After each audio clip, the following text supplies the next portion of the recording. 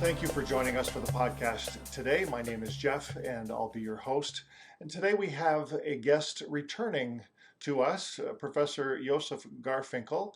And he's the head of the Institute of Archaeology at Hebrew University, holds the Yigal Yadin Chair in Archaeology of Israel. Professor Garfinkel is currently part of a team of archaeologists who have been excavating Khirbet al-Rai since 2015, a site he now believes is the city of Ziklag. And we were able to talk about that a number of weeks ago on the podcast. But today, we're going to be talking about another discovery, and very excited for you to learn about this. Professor Garfinkel, thank you so much for joining us today. It's my pleasure. Well, we are excited to hear what you have to share with us. And we just learned about this discovery a few weeks ago. And today you're going to be telling us a little bit about the discovery of an inscription that refers back to the book of Judges around chapter 6 through chapter 8. So tell us a little bit about what was discovered there. We are excavating the site of Khirbet al-Rai for 7 years by now.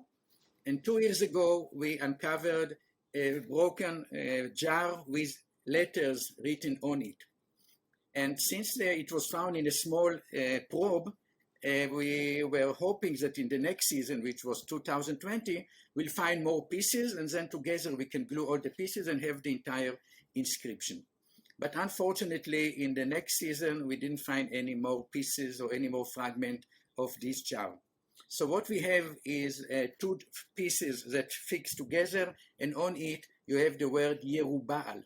You have Yud and Resh and Bet and Ain and Lamed. These are Proto-Canaanite letters that were used in this time. The first letter is Yud, but the upper part is a bit broken, but nevertheless this is the best reading. It has been deciphered by Professor Christopher Rolstone from George Washington University, and is a great expert on ancient Hebrew and ancient Canaanite inscriptions. For those of us who read the Bible, this is very exciting because, to my knowledge, the only reference to that name, I can't pronounce it the way you do, but Jerub-Baal, is in the book of Judges, and it refers to the story of Gideon. It was a nickname, according to the text, that was kind of given to him, or a moniker given to him, because he was tearing down the places of worship to the god Baal. So talk to us, I know that there's some difficulty with where this was found because of the distance from, where Gideon lived, but tell us, what do you think, this means for archaeology and for sort of confirming the text of Scripture? About 10 years ago, we discovered in the site of Khirbet Qeiyafa, a fortified city from the time of King David, which is 1000 BC. We have an inscription with the word Ish-Baal. And Ish-Baal is known in the biblical tradition from the time of David. He was the son of Saul who ruled after him, and there is few other people who called Ish-Baal, and all of them are from the early 10th century BC. We don't have anybody called Ish-Baal in the 9th or 8th or 7th centuries BC. Now we have something similar. We have the name Yerubbaal, and Yerubbaal is known in archaeology from the late 12th or early 11th century BC, and in the biblical text we have the same name, Yerubbaal, only in the time of the judges. We don't have it in the time of kings. So what we see here is that Yerubbaal appearing both in archaeology and in text in the 11th century BC, and Ish-Baal appear in the text and in archaeology in the 10th century BC. And this is important because it shows that the biblical tradition knew what were the common name in each period, and these are the names that appearing in both in epigraphy, in inscriptions, and also in the text. So even if it's not exactly the same Yerubbaal, but maybe in the time of Gideon there were 20 people or 50 people that were called Yerubbaal, or maybe there were even 10 or 20 or 30 people who were called Gideon.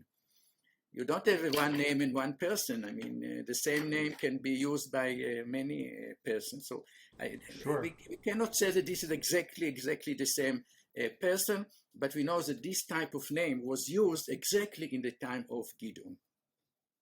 Fascinating. So, regardless, what you're saying, regardless if it refers to Gideon or not, or the Jerub-Baal of that time, we know then it's significant because the name would be common, the name would be used during this time period. When we're looking at the history of the alphabet, we see that the earliest alphabetic inscriptions were in, or the alphabetic writing was invented under Egyptian influence, and the earliest examples we have are about 1800 BC.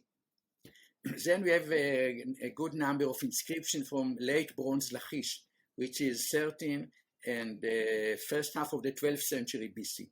At about 1150, Canaanite Lachish has been destroyed. So the main hub of the alphabetic tradition has been destroyed. And the big question is what happened later? Till now, the other inscriptions which were known came from the 10th century BC, like two inscriptions from Khibet Kayafa, an inscription from Gezer, inscriptions from Jerusalem, and also from Tel Safi. And then we have a lacuna, we have a gap of about 150 years without inscriptions. And it was a big question how the Canaanite tradition from Lachish reached the 10th century. And the site of Khirbet el-Rai is exactly the missing link. This is the site where we now found this inscription, which is dated to about 1100 BC, and it bridged the gap. So we have now inscription from late bronze, from Iron 1, and then from Iron 2. Amazing. Now, to your knowledge, is there any other reference to the name Jerub-Baal outside of the text of Scripture? Are we aware of any of those kind of references? No. By the way, what is the mean Yerubbaal? And if you look, what is Yerushalayim? It's basically the same, very similar name. Yeru, the verb is basically mean founded. And Yerubbaal would mean that a place or the boy was founded or created thanks to Baal. And then Yerushalayim, it means that the city of Jerusalem was founded by the god Shalem. And we have a lot of names in Jerusalem that are relating with this component Shalem, like Shlomo and Shlomit, and other inscriptions that have been found in Jerusalem. So there, maybe the Canaanite believe in a god, or maybe the Canaanite god of Jerusalem was Shalem, and somehow he was embedded in the memories of the city and memory and in name of personal names. The Bible gives a different interpretation to the name Yerubbaal. It says that because Gideon destroyed the altar of the Baal, he fight with the Baal. So they gave another interpretation to the beginning of the name, about Yeru, which is different than this, let's say, the common linguistic understanding of the name. Who was inhabiting Ziklag or Khirbet el-Rai at the time of the judges? Do we know? Okay, we need to understand the historical background. In the late bronze, we have Canaanite cities that ruled all the region, from the southern Levant till Ugarit in the north. And this area where Khirbet el-Rai is located, it's about 4 kilometers from Lachish. So this area was controlled by the Canaanite city of Lachish. And if you went further to the west, you will have the Canaanite city of Ashkelon. And if you go further to the north, you will have other Canaanite cities like Jerusalem and Gezer and Gat and other component all the way up to the north. And we know this type of political organization is well known from the Lamarna tablet, about 350 letters that were sent from Canaan and northern Levant into Egypt. So we have a lot of information about this political structure.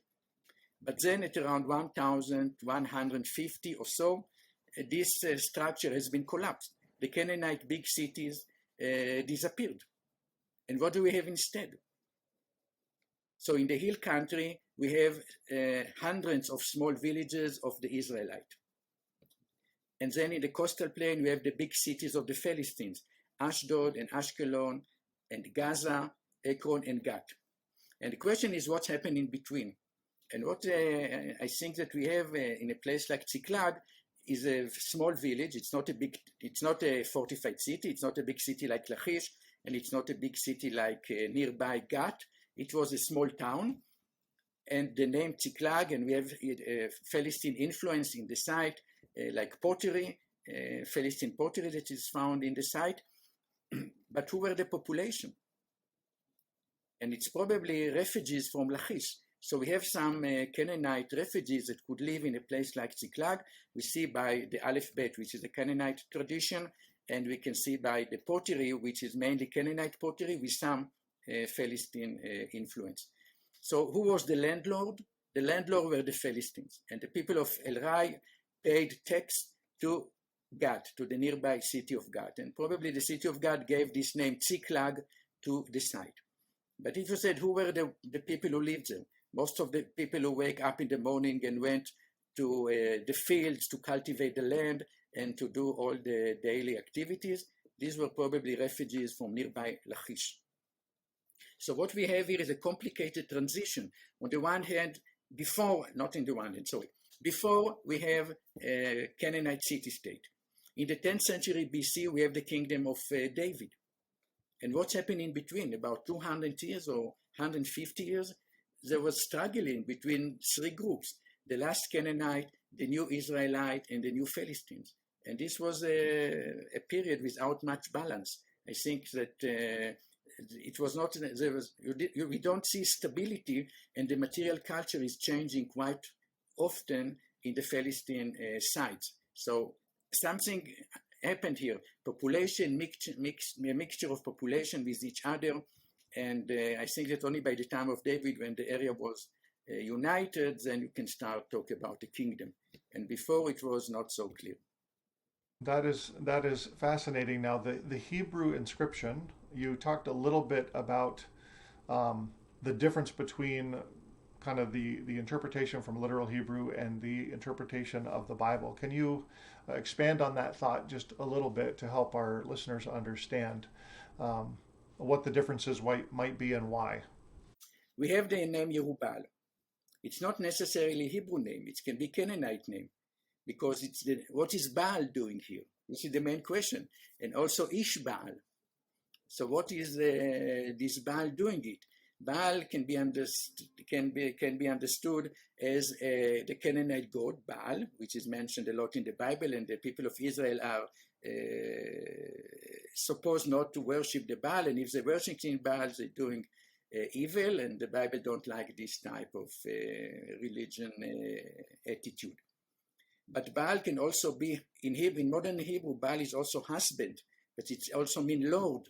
So Baal can be a general name to God without a specific God, either the Israelite God or the Philistine God or Canaanite Baal. It can just be a general name like God and not a specific God. But the point is that in modern Hebrew linguistic, when people analyzing Yerushalayim, for example, so there is a big question: what is exactly the verb? In Semitic languages, you have verbs, and the verb has three letters, which is the root. We call it shoresh, which is the center of the word, and then you can add and change it and do all kinds of things to the specific root. So the name Yerubbaal or Yerushalayim, this is in common scholarship, and people understanding it as that God Shalem founded the city of Jerusalem. When you have a personal name, you cannot say that the God founded the boy, the boy that was born. So I don't know exactly how it's fixed. I'm not good in linguistic. All I know is that Jerubbaal and Yerushalayim is basically a similar type of name. Well, very exciting discovery, and I think that for readers of the Bible, they're going to sort of draw their conclusions, and I know from an archaeological standpoint, we always want to be very careful about making any direct connections without definitive evidence. But I think at the same time, this is still very, very significant, and very excited about the discovery and about what more we may learn as time goes on. I know that you just finished your archaeological dig season there in the last week or so. And so we believe and even trust that there will be more discoveries that we're going to learn about in future. In your opinion, this would be the big question. Does the inscription seem to confirm the story of Gideon? According to the biblical tradition, the territory that Gideon activities took place was in northern Israel, in the Jerubbaal Valley, where he fight with the Midianite. We are here in the territory of Judah and the Philistines, so it was nicer to have a description with the name Samson on it. So the chronology and geography will fit better. But usually in archaeology we don't have miracles like this. So I think it's good enough to have the name Yerubbaal on the jar. But after people ask me, I didn't think about it before, and maybe it was my mistake, but people asking me, and they want really to connect somehow this inscription with Gideon. And the one thing that we didn't do, and we should do, is to do petrographic analysis to the pottery on which the name was written. Because if this jar is coming from northern Israel, and it's possible that it was exported from one region to the other, so if the pottery was made in the Jerubbaal Valley or in northern Israel, then it will increase the possibilities that this jar was indeed belonged to Gideon. We didn't do this research yet, and I think that next step will be to do petrographic analysis. That's a fair answer, and I think that we look forward to anything else that might be discovered or confirmed in future. I know that those of us who read the Bible and believe the Bible, we want to picture all kinds of amazing things. That who knows? Maybe this is one of the pottery jars that was broken from the torch. But we know that those battles happened further north, and even though Gideon moved a little bit south to fight some of those battles, still wasn't close enough to the south and to the coast for that to be the case. Thanks so much for sharing with us about this. And I was thinking, it would be great to let our viewers know, our listeners know, how this most recent archaeological dig went. I know that you can't tell us what you found yet because you're still working on those things, and that all needs to be published. But tell us about the season. How did it go? Was it a good season this year? This is kind of your first one post-COVID, and you shared a little bit before we came on air, but let's hear about how the archaeological season went this year. Most of the university excavations in Israel are organized with volunteers who coming from abroad. When I excavated the site before, we have a student from Macquarie University in Australia, and before we have a student from Auckland University near Detroit, and from Virginia Commonwealth University in Virginia, and also from Miami. And in other excavation, we have volunteers coming from Southern Adventist University. And other scholars are excavating with other institutions and with other universities. And because of the COVID and the pandemic, we don't have a student coming as volunteers to archaeological excavations last year and this year. And many projects couldn't excavate at all, and others who managed to excavate, like me, did it on a much smaller scale. I was lucky because this season I got about 17 students from the Hebrew University that participate in the excavations, and then together with staff and some volunteers, we were about 25 people every day. And we excavated for 3 weeks, from Sunday till Friday. So, we were a small group, but very enthusiastic group, and we managed to excavate a large area. I don't want to say too much about it. I can only give you a clue that we have wonderful results from the time of David. Fantastic. Well, we will be looking forward with great anticipation to hear about that in the next couple of years. Now, you also mentioned about the hours you guys put in. from Sunday to Friday. Just give our listeners an idea of the day, the length of the day, and how that looks. So usually in the day we wake up at 4 o'clock or 4:15, and we organize and go out to the field.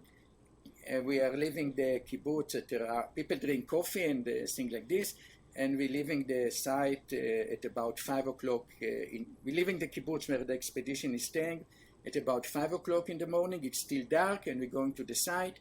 We're peering to the site after a quarter of an hour or so. It's still dark, but slowly we have more light and the sunrise.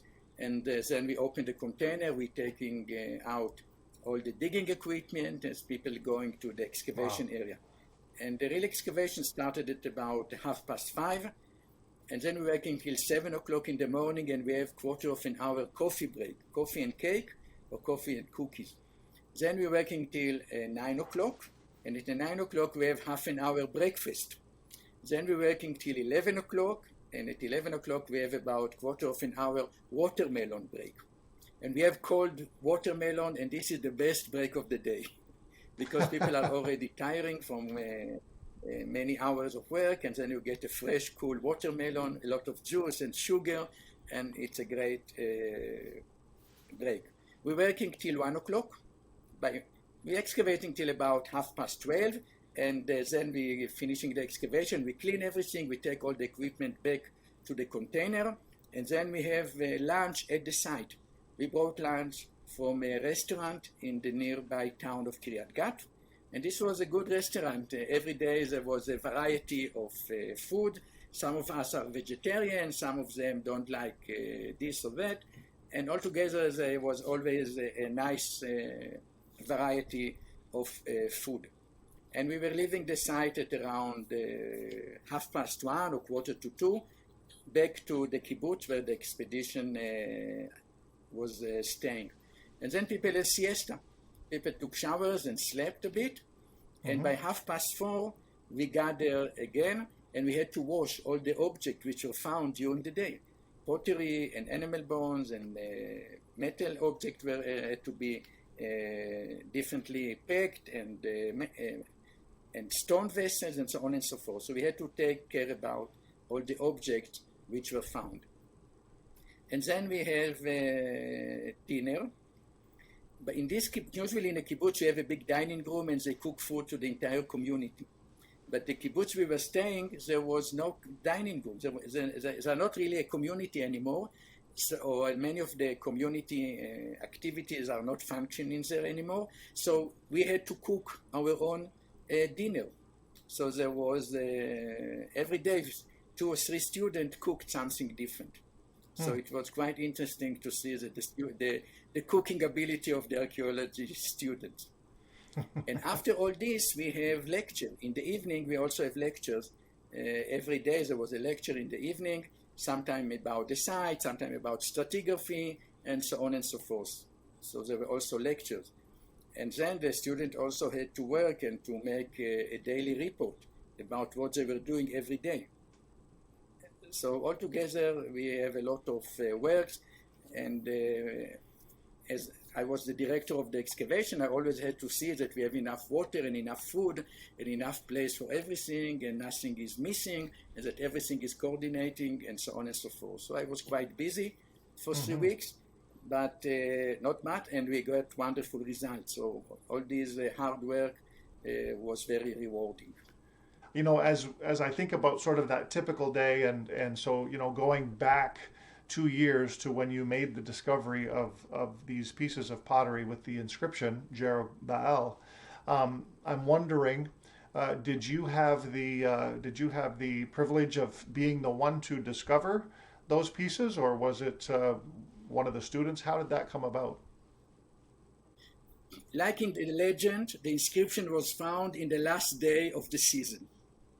What's happened is that we excavated an upper level from the time of the judges, and then we decided to make a small probe to see what are the earlier levels at the site. And we excavated a very small area, like 2 by 2 meters.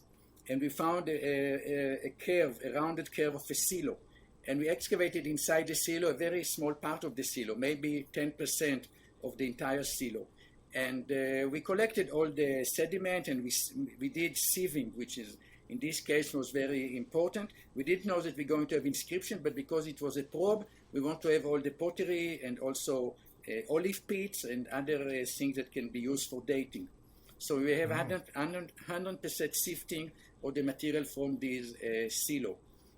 And it was the last day of the dig. We were already packing some of the stuff, and some students were washing the objects which were excavated in the day. And then suddenly somebody came and said, I think we have some letters on the sherd. And indeed, there were a few letters on the sherd. And then another one was found, and then the third one was found. Wow. And we have altogether 3 pieces. 2 of them fit with each other, and then you have the name Yerubbaal. And on the third sherd, we have fragment of 2 more letters. But because it's so fragment, we cannot reconstruct the letters, and we don't know if it was before Yerubbaal or after Yerubbaal. So this was 2019. We were waiting patiently a whole year, and in 2020 we enlarged the whole area, and we excavated the entire silo. And of course we sieved 100% of all the find, and we were washing everything very, very carefully, hoping to find more pieces of the inscription and more pieces of the jar, because it's important to, if you can put the letters with the jar, you can have maybe more knowledge about the location of the other 2 letters. Right. However, we didn't find anything more. Now we need to understand, what is this silo? The silo was used for keeping grains like wheat, barley, legumes, or any other agricultural product. But after 20 or 30 or 50 years, these silos are coming out of use because you have insect inside, or maybe humidity or other things, and it's not suitable anymore to be used as a silo. But then you have a big pit inside the site. So quickly people filled it with garbage. And what we have in the silo is animal bones and fragment of pottery. We don't have complete vessels. So the inscription was broken elsewhere, and then a fragment of the vessel were dumped into the silo. This was the last phase of the silo. First it was built, then it was used, and then it came out of use and became a garbage pit. And this is how the inscription came inside. Well, that must have been very exciting. On the very last day of the dig, that's almost made for a movie script, but I think that's great. Now, maybe you don't know, or just general use, but do you have any idea what the jar itself would have been used for specifically? It's not a very big container. It was a rather small container, so it can be used for something like olive oil or some expensive medical or something like this. Wonderful. Well, Yossi, thank you so much for being with us today, for being with us every time you've been with us. We spent some great time with you at Kiryat Kayafa, and then later at Lachish, and you've been on the podcast before. It's just always great to be able to make a connection with you and to hear about the work that you're doing. And we're very grateful for your time today. So thanks for being with us on the podcast. Sure, it's my pleasure.